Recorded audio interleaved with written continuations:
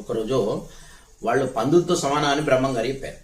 ఓ బ్రహ్మంగారు అలా వెళ్తూ ఉంటే తన శిష్యులతో వెళ్తూ ఉంటే ఒకడు చూసి వీడొకడు వడ్లాడు, వీడికో గురువట, వీడికో శిష్యులట, వీడెందో పెద్ద దేవుడని పోగొడుతున్నాడని తిడతారు. తిట్టగానే సిద్ధయ్య వింటాడు. ఆయనకు బాగా కోపం వస్తుంది. మా గురువుగారు ఇన్ని మహిమలు చేస్తున్నారు, చనిపోయిన వాళ్ళని బతికిస్తున్నారు, ఇంత గొప్ప నీటితో దీపం వెలిగించిన మా అన్నతో మా గురువుని ఇలా తిడతారా అని అక్కడ ఆయనతో వాగ్వాదం చేసుకొని గొడవ చేసుకొని వెనకాల వచ్చేస్తారు. బ్రహ్మంగారు చూస్తారు.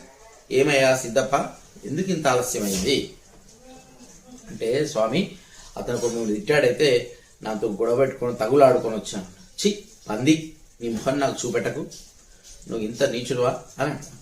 నన్ను పంది అని ఎందుకు అన్నాడు? నేను తన కొడుకులు ఉన్నారు వెంట, ఇంకా శిష్యులు ఉన్నారు, వాళ్ళు ఎవరు గురువుని తిడితే పట్టించుకోలేదు, నేను పట్టించుకున్నందుకే నన్ను తిడుతున్నాడు అని చాలా బాధపడతాడు. బాధపడే ఒక రోజంతా బాధపడితే బ్రహ్మంగారు కూడా కోపంతో ఉంటాడు. అప్పుడు లాస్ట్ తెల్లారంటాడు, స్వామి నన్ను పందితో ఎందుకు పోల్చారు, నేను మీకే కదా మేలు చేసింది అంటే. అప్పుడు ఆ బ్రహ్మంగారు చెప్తాడు, పంది లక్షణం ఏమిటి, పంది ఏం చేస్తుంది? పంది పోకముందు అక్కడ అపశుభ్రమైనటువంటి ప్రదేశం ఉంటుంది, అక్కడ మలినం ఉంటుంది, అది పోకముందు మనం పోలేము అక్కడికి.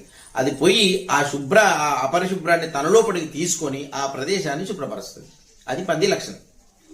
ఇతరులను ఎవడైతే దూషిస్తూ ఉంటాడో వారి యొక్క మలినాలు పాపాలన్నీ వాడు కడిగిస్తూ ఉంటాడు.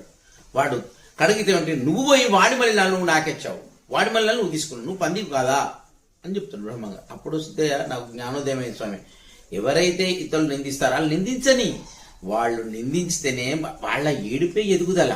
అది తెలుసుకోవాలి మనం. మన పాపాలు నశించాలంటే ఇలాంటి వాళ్ళు పంచుకోవాలి.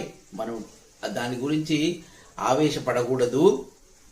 వాడు ఏదైతే మన అంతకంటే ఘనంగా ఉండాలి. ఒకటి గుర్తుపెట్టుకోండి, మిమ్మల్ని ఒకరు విమర్శిస్తారంటే వాడికంటే 1,000,000 రెట్లు మీరు పై అంతస్తులో, పై స్థాయిలో, పై స్థితిలో ఉన్నతంగా ఉన్నట్టే.